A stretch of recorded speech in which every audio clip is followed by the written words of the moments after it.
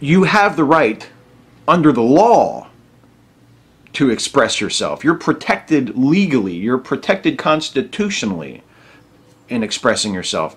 But too often we as a culture will impose a non-legal, a sort of an informal punishment upon people who say unpopular or controversial or ugly things. And we won't demand that Don Imus be thrown in jail for what he said, because we know that can't happen.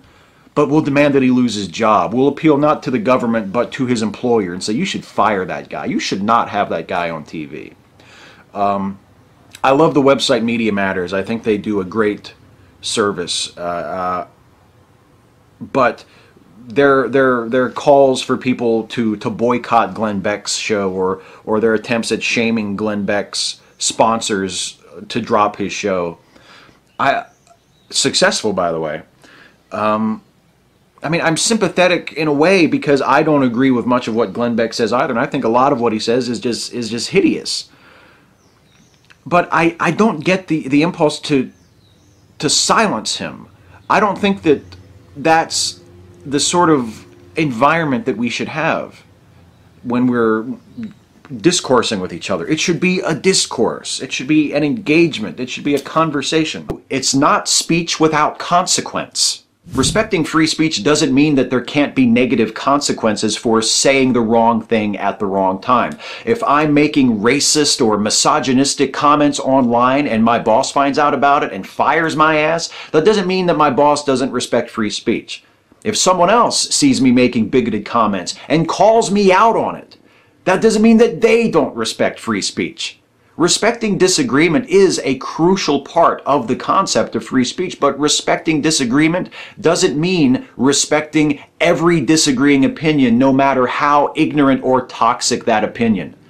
Bigots with poor judgment are not a protected class, and there is no moral or legal principle requiring anyone else to put up with it. He is inviting Dick Coughlin to perform his stand-up act at this event, and also to take part in this discussion on the subject of YouTube and free speech, and how do we foster an environment where people feel at liberty to say provocative things without having to suffer consequences for it, without having to risk losing their channel, having all their hard work go up in a puff of smoke. Coughlin knows all about that, especially recently, and it's a subject that's near and dear and important to many of us who have put a lot of ourselves and a lot of our energy and a lot of our effort into our YouTube work. He's got nothing other than what I've already said publicly in a handful of tweets in one video. Believe me, if I had the power to take down his channel, I'd have done it years ago. But the dude is already an out-and-out misogynist and racist, and that hasn't hurt him. So what the hell can I do? Now the question is, are we going to start living out those ideals that we insist that our government keep to in our everyday lives? Are we going to respect each other's freedom of expression, even when someone says something horrific, even when someone says something that is just unconscionable to you, like the Westboro Baptists? I understand why people hate those guys. I understand why they are so deeply offensive to so many people. And I also understand why the Supreme Court had no choice but to rule in their favor and to say they have the right to protest at those funerals, because this is a free society. And the fact that you do not like something, even if you are the parent of a dead soldier, the fact that you don't like what they're saying does not negate their right to say it. It doesn't entitle you to be a bully. Sometimes the noble concept of free speech is invoked for the most petty reasons imaginable. I've seen people assert their freedom of speech after offending someone with an insult. I've seen people assert their freedom of speech after it became clear that what they were saying was obviously hurtful to the person they were saying it to. I've seen people assert their freedom of speech to justify continuing to aggressively pursue a conversation with someone who clearly did not want to talk to them. And I think that that's an attitude that we need to start adopting personally.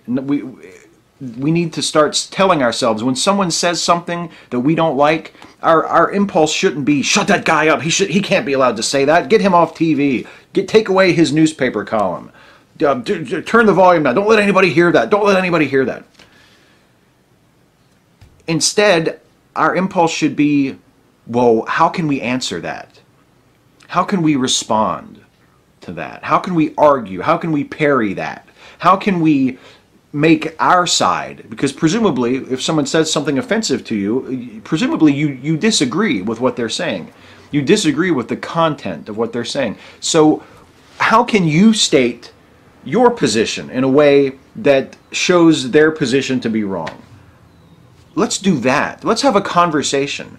Let's at least attempt to have a conversation. You know, some of my favorite moments since I've been a blogger, and just in the last year or so since I've been a video blogger and been making these videos on YouTube, have been when I've encountered hostile comments from people who disagreed with me, not just disagreed with me, but thought that I was an asshole, just completely hated what I had to say or how I said it or whatever. And I've been able to speak to them in a civil way and sort of turn them around, where they don't end up agreeing with me, certainly, but they at least come away from the exchange feeling that we could be friendly, that we could get along, that you don't have to always respond to someone who says something that you find offensive by calling them a name or telling them to fuck off. If they think I'm a dick, they can post about it to whoever is remaining who wants to listen to them. And that's fine. But I won't be listening. I don't think I'm taking anything away from them. I'm giving myself something. I'm giving myself a break from them. I don't have to respect their opinion, and I don't have to listen to them if I decide that they are not worth listening to. This instinct to just silence unpopular voices, to quiet, mute all the dissonant notes, is very troubling to me, and it's something that should really be beneath us. It's beneath the dignity of a free society to treat each other this way. It shows a lack of conviction. It shows a lack of understanding of the principles of our free society. It shows a lack of courage, because we're stronger than that. We don't need to kick Don Imus off the radio to prove that we're against racism. We don't have to take away Bill Maher's TV show to prove that we don't implicate ourselves in 9/11, or we don't have to silence those voices. We can give them their opportunity in the public forum to say whatever they want, and then we can answer them. That should be the American expression of freedom of speech. That should be how we exercise. That should be how we live out our ideals. Not just in America, all over the world. I reported the video to YouTube, but I doubt it'll do any good. Here in the U.S., we've had a very disturbing, I think, trend the last 10 years or so of whenever someone, a public figure I'm speaking about now, someone who has the means to make his or her voice heard to a broad audience, when someone says something that is controversial or unpopular or provocative or in poor taste, the reflex has become to try and remove that person from the conversation, to try and silence that person. The examples that come to mind immediately are Bill Maher from 2001, after he made a controversial statement following 9/11. The other example that comes to mind from more recently, from about, maybe 4 years ago, is the Don Imus situation, where Imus made, on the radio and television, made a joke in very poor taste about the Rutgers women's basketball team. And it troubles me, because legally speaking, all of these people who have said these controversial things, and every artist who has ever created a controversial work of art, every writer who has ever written controversial words, at least in the United States, you have the right, under the law, to express yourself. You're protected legally, you're protected constitutionally in expressing yourself. But too often, we as a culture will impose a non-legal as sort of an informal punishment upon people who say unpopular or controversial or ugly things. And we won't demand that Don Imus be thrown in jail for what he said, because we know that can't happen. But we'll demand that he lose his job. We'll appeal not to the government, but to his employer and say, you should fire that guy. You should not have that guy on TV. We need to start telling ourselves, when someone says something that we don't like, our impulse shouldn't be, shut that guy up. He can't be allowed to say that. Get him off TV. Take away his newspaper column. Turn the volume down. Don't let anybody hear that. Don't let anybody hear that. Instead, our impulse should be, well, how can we answer that? How can we respond to that? How can we argue? How can we parry that? How can we make our side? Because presumably, if someone says something offensive to you, presumably you disagree with what they're saying. You disagree with the content of what they're saying. So how can you state your position in a way that shows their position to be wrong?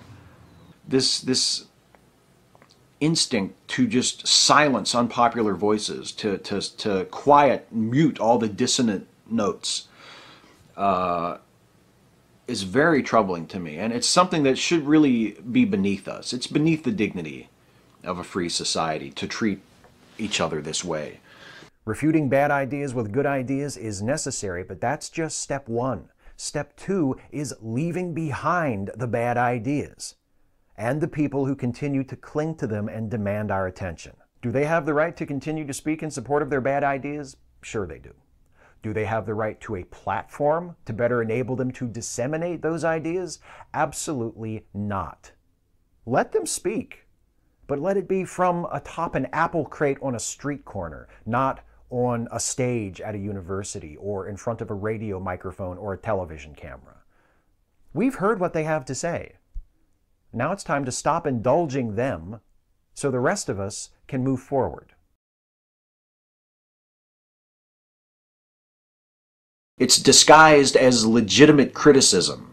I have nothing against Muslim people. I am criticizing Islam, the religion, and its ideas. I have to be able to criticize bad ideas, don't I? This is the mantra of many Islamophobes, or perhaps I should call them anti-Muslim bigots. Its loudest defenders are terrible people. I'm not saying all gun owners are terrible people. I'm saying the leaders of the American pro-gun lobby, the Wayne LaPierres and Larry Pratts, are terrible people. All of them work every day to make the United States a more violent, irresponsible, and paranoid country.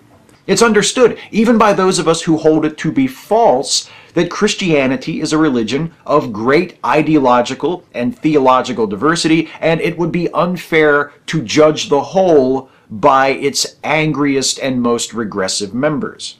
Yet all too often we fail to treat Islam and Muslims the same way. Rabidly pro-gun celebrities tend to be assholes too, guys like Ted Nugent, Chuck Norris, and Dean Cain, who played Superman on TV for 4 years, crushing guns in his hand and yet somehow missing the guns are dangerous bit.